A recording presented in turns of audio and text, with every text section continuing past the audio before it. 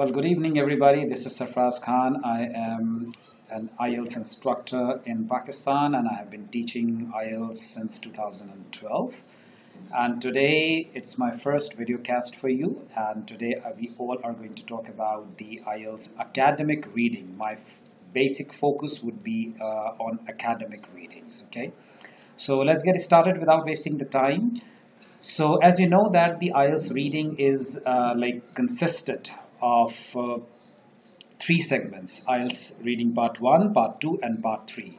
Generally, when the students go into the examination and sit over there and start taking the test, so they are unable, it has been seen so many times that they are entirely unable to manage that 60 minutes of time altogether, because they have been usually found to complain about IELTS reading part 3.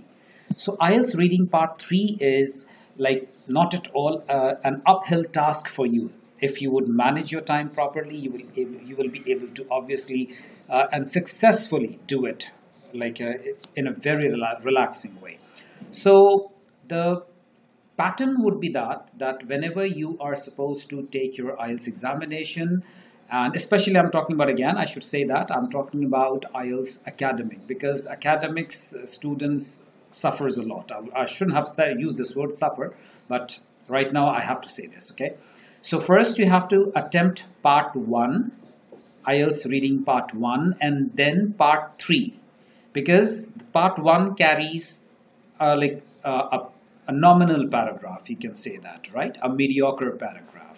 And then part 2 is a little bit bigger than part 1, and part 3 is the biggest one.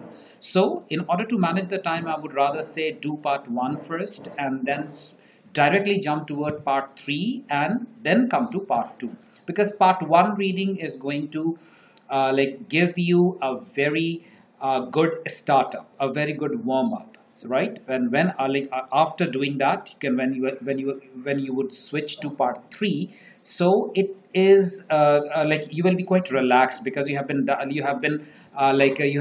had encountered some of the materials in part 1, so you would be mentally relaxed and you can easily identify all the problems and identify all the technicalities in reading part 3. And when you would come to part 2, obviously it will be quite easier for you. Okay, so as you know that there are 40 questions, and all the questions are absolutely mandatory to attempt. There you cannot obviously leave any questions. So let me show you one thing here, that the scores are basically the problem here. So if you talk about the scores, you can calculate your bands of the reading, especially here. So as I told you that there are 40 questions, right? So 40 questions, in 40 questions, if your answers out of 40 is 16 to 17, God forbid, 16 to 17 answers are only right, so you got 5 bands. And this is all about 5.5, 23 to 25 is 6 bands, 26 to 29 is 6.5 bands, and so on. In the last 39 and 40 carries 9 bands, and at least 35 and 38 means 8 bands. There is no 8.5 over here, unfortunately. Okay, so coming back to the video here. So second thing is that what should make your reading faster, what should make your reading easier, and what should make your reading quite interactive and enjoying, right? So the thing is that students, the practice, and practice. This is the only thing, right? No matter how much, how great you are in your English language, how great you are in vocabulary, how great you are in grammar, keep all of them aside.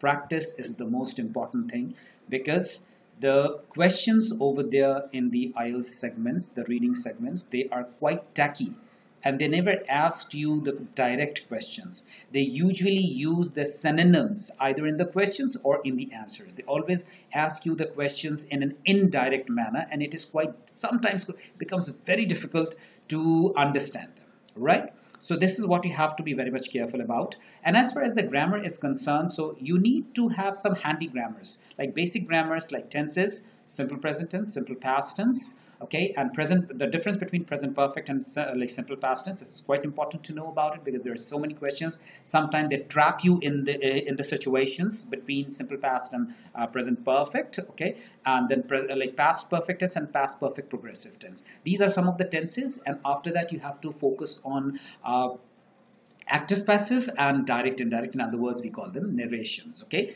so if you would practice them properly, so it will become quite easier for you to understand most of the segments. Even your writing would become quite easier for you. Right now, the main part is basically the vocabulary.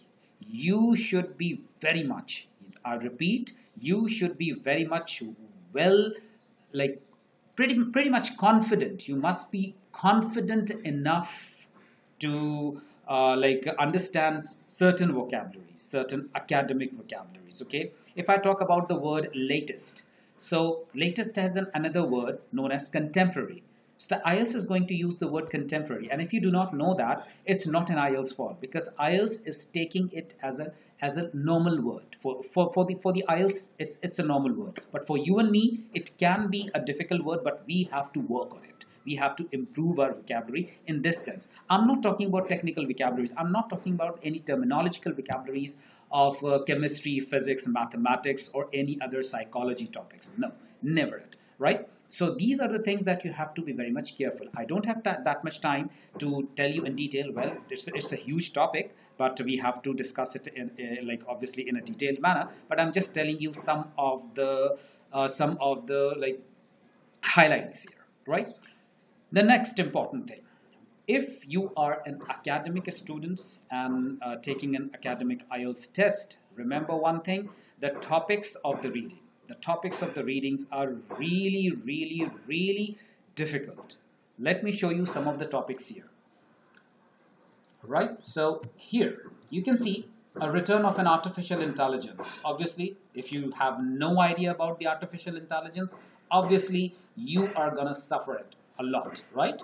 AI, what we call it, we use it in most of our mobile technology nowadays. Okay, so some of the I'm just showing you the topics here. Okay, so this is like they have got so many scientific topics. They focus most on scientific topics and the psychological topics. Okay, so let me like discuss first the scientific topics, some of the scientific topics. The scientific topics: the return of the artificial intelligence is there, right? And then we have got the coral reef of Agari Island. So they have discussed so many so many social behaviors and so many changes related to some of the coral reefs, that is an underwater sea plant. So they have talked about that, and they also have talked about a lot of fish and fishing activities done in this island. So if you have no idea about what is coral reef, obviously you're gonna suffer, but it's not the IELTS fault. IELTS knows that you should know about it. Being a student, what is coral reef? Maybe it's for you and for me, it can be a difficult word, but not for the IELTS department. Okay, so coral reef of Agari Island. So it's not important to know about the Agari Island. They're going to let you know about it, but the coral reef is the most important thing here. The next thing that we have is here the bakelite. The bakelite, obviously, it's a terminological name, and they have, whenever you would have any sort of terminological words like that, so they always make you understand in the very first paragraph. It is mandatory. Okay, it is confirmed. You should not be like worried about it. Okay, well, I don't know anything about bakelite, so what would I do about it? No, it's not at all possible. They are going to let you know about it. Okay, and some of the psychological topic over there, like we have got early childhood education. All the psychology related to the child education is they're going to discuss in this this chapter, in this like segment. Okay, we have got nurture and nature. Obviously you should know the vocabulary of nurture and nature is quite important. Okay, for you and me it can be difficult, but for the IELTS not at all. Okay, and like we have got other, as I told you, about artificial intelligence, scientific topics and other things. There are so many topics like that, but obviously we cannot discuss all of them over here. Okay, so these are some of the segment that I had like discussed in this video. So if you would be having any sort of queries, you can ask me in my comment section. You can ask me through my email, right? So I will be more than glad to help you out. So hope you might have received some of the informative information. Quite like this session could have been a bit informative to you related to the IELTS reading.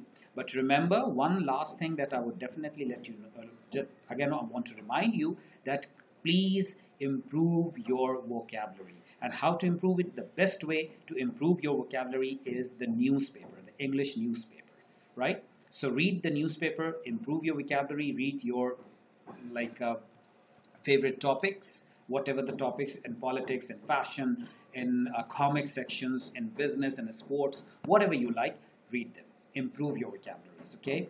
And last but not the least, whenever you are planning to take the IELTS test, do not do not even start preparing like few months before, right? You minimum you should have, minimum, I repeat, minimum you should have 6 months before the test when you start preparing for the IELTS. So you should have minimum 6 months. More than that is recommendable, obviously, but minimum 6 months. It is very important. And whenever you are planning to take it, so give most of your time in practicing IELTS reading, because reading is the mother of all the other segments like listening, like speaking, like writing, because reading is having a direct impact on your speaking and writing. Remember that. So you cannot, once you start preparing for the IELTS, so never stop practicing the reading part. It is very important, right? So hope everybody have might have, like, I shouldn't, you should have used the word have, but everybody might have received something, some good things, some informative things related to the IELTS reading. So wait for my next video, and soon I am going to have a live sessions with all of you guys and answer all of your queries as well. So till then, thank you so much for watching. Thank you. Well, good evening.